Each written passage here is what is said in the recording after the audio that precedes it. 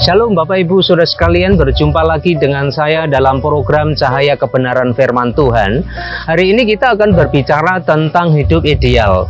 Setiap kita yang hidup di dunia ini menginginkan hidup ideal. Entah itu idealnya adalah dalam tataran suami istri, punya pasangan hidup, punya suami, punya istri, punya jabatan, punya karir, punya anak, dan punya harta benda. Dan setiap orang yang hidup di dunia ini menginginkan hidup ideal seperti itu. Hidup ideal menurut dunia ini. Nah, Bapak Ibu Saudara sekalian, kita tahu bahwa hidup ini ada batas pada akhir. Ya, ada akhir dalam kehidupan ini. Maka seharusnya kita memahami bahwa kehidupan yang ada batas dan akhir ini sebenarnya hidup yang ideal yang bagaimana? Jelas kalau kita mempercayai Tuhan Yesus sebagai Tuhan kita, sebagai Allah kita, hidup yang ideal adalah bagaimana kita memiliki Kristus Yesus sebagai Allah kita. Karena dengan mempercayai Yesus sebagai Tuhan, maka kita mendapatkan keselamatan. Karena keselamatan itu anugerah. Lewat apa? Lewat siapa? Lewat Yesus Kristus. Maka kalau hari ini kita menerima Yesus sebagai juru selamat kita, maka sebenarnya hidup yang ideal itulah yang sebenarnya kita miliki hari ini, yaitu memiliki Yesus Kristus. Nah, Bapak Ibu Saudara sekalian, yang hari-hari ini kita amati bahkan atau justru banyak anak-anak Tuhan hanya berkecimpung, berkutat tentang kehidupan lahiriah. Apakah kemudian kehidupan lahiriah itu tidak perlu? Harus. Karena kehidupan lahiriah ini dalam tanda petik bahwa setiap kita itu hidup, mempertahankan hidup, kita harus bekerja, kita harus mengumpulkan rezeki untuk kita bisa mempertahankan hidup.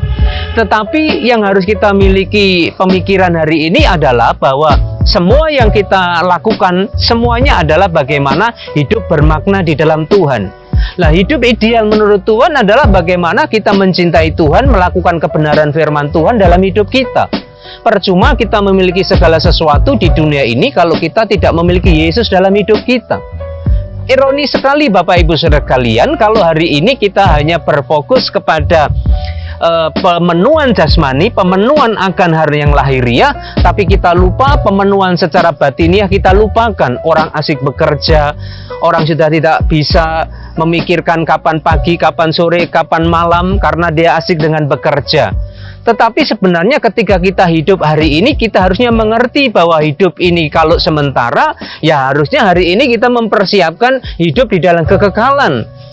Bagaimana supaya hidup dalam kekekalan ini kita bisa berjumpa dengan Bapa di surga kekal.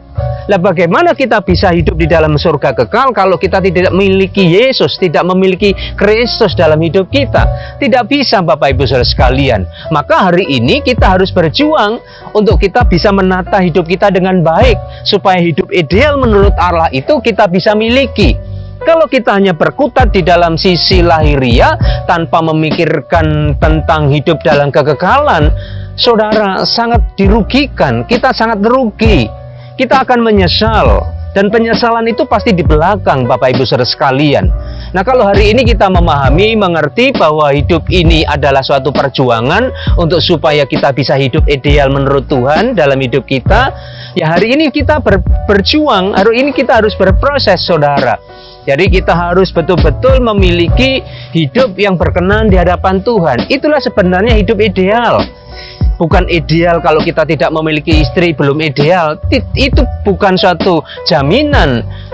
Kalaupun hari ini kita tidak memiliki istri atau suami atau anak, kalau memang itu diizinkan Tuhan, kenapa tidak kita harus lakukan itu, saudara?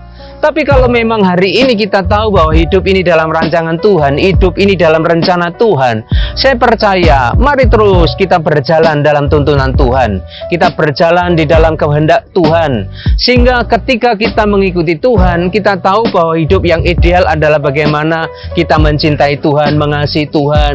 Kita betul-betul bisa mengimplementasikan iman kita di dalam Yesus itu lewat kehidupan kita, saudara. Inilah sebenarnya hidup yang ideal, hidup yang diingini Tuhan. Nah, bagaimana hidup yang diingini Tuhan? Ya, hari ini kita harus terus melakukan sesuatu yang baik, yang sesuai dengan kebenaran firman Tuhan, saudara.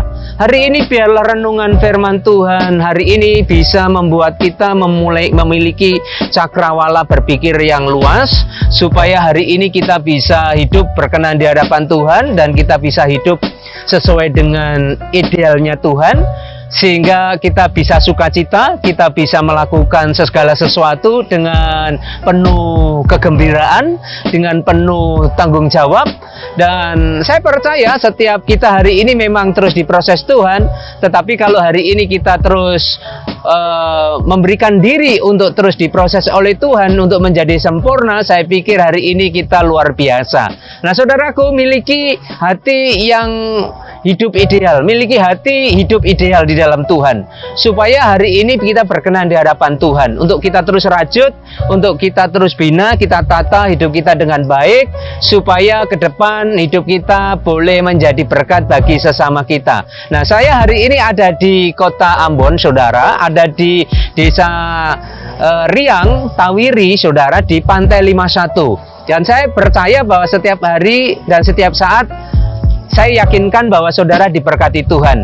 Lewat kebenaran firman Tuhan hari ini, lewat renungan firman Tuhan hari ini, kiranya saudara diterangi oleh cahaya kebenaran firman Tuhan, dan setiap saudara pasti diberkati oleh Tuhan. Dari Riang Tawiri, kota Ambon, saudara diberkati Tuhan, saudara akan terus disertai Tuhan. Kiranya berkat dari Tuhan, cahaya kebenaran firman Tuhan menyertai Bapak Ibu hari ini sampai selama-lamanya. Amin.